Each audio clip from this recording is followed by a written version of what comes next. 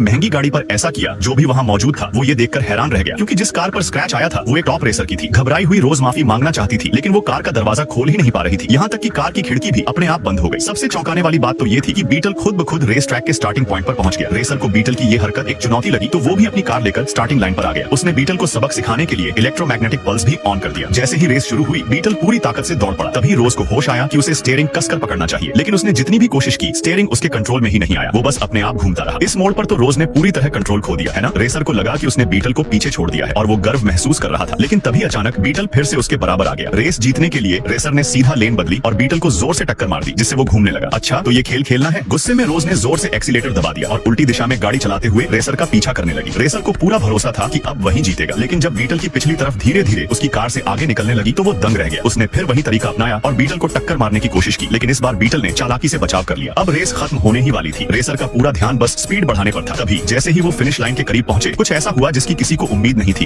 ये दोनों बहनें स्विमिंग पूल में तैर रही थी। तभी बड़ी बहन की अंगूठी पानी में गिर जाती है। वो दोनों जल्दी से नीचे जाकर उसे उठाने की कोशिश करती हैं, लेकिन इससे पहले कि वो ऊपर आ पाती, मैनेजर स्विमिंग पूल का कवर बंद कर देता है। बहनें मदद के लिए चिल्लाती हैं, लेकिन चारों तरफ सिर्फ सन्नाटा है। बड़ी बहन कांच को जोर से धक्का देती है, लेकिन वो हिलता भी नहीं। इस पूल को अब अगले हफ्ते तक नहीं खोला जाएगा और दोनों बहनों की हालत बिगड़ती जा रही है। उधर स्विमिंग पूल का बूढ़ा मैनेजर घर जाने की जल्दी में है, क्योंकि उसे एक जरूरी काम से निकलना है। वो सभी को बाहर निकलने के लिए कहता है, लेकिन उसी दौरान बहनें पानी के नीचे अंगूठी ढूंढने में लगी हुई हैं। जब वो ऊपर आती हैं, तो देखती हैं कि पूल का कवर बंद हो चुका है। ये देखकर वो हैरान रह जाती हैं। इस बीच मैनेजर घर जाने की जल्दी में है, क्योंकि उसे अपनी फेवरेट हॉलीवुड फिल्म देखनी है। उसे जरा भी अंदाजा नहीं कि अंदर क्या हो रहा है। अब बहनों के पास कोई और रास्ता नहीं बचा। वो दोनों पूल में चारों तरफ तैरकर कोई रास्ता ढूंढने लगती हैं। आखिरकार उन्हें एक छोटा सा छेद मिलता है, लेकिन वो इतना संकरा है कि उसे खोल पाना नामुमकिन लगता है। बड़ी बहन को अचानक एक सख्त प्लास्टिक का टुकड़ा मिलता है, जिससे वो इस छेद को खोलने की कोशिश करती है। छोटी बहन इस पर हंसते हुए कहती है कि प्लास्टिक से कांच कैसे टूट सकता है। वो गुस्से में अपनी बहन पर इल्जाम लगाती है कि अगर वो अपनी बेकार की एंगेजमेंट रिंग के पीछे न भागती तो आज इस मुसीबत में न फंसती। उसकी बातों का जवाब नहीं देती और अकेले ही अंगूठी लेने के लिए दोबारा पानी में डूब जाती है। बड़ी बहन तभी उसे नीचे लगे ड्रेन ग्रेट में हलचल महसूस होती है। शायद इसे हटाकर वो कवर तोड़ सकती है, लेकिन लाख कोशिशों के बावजूद वो उसे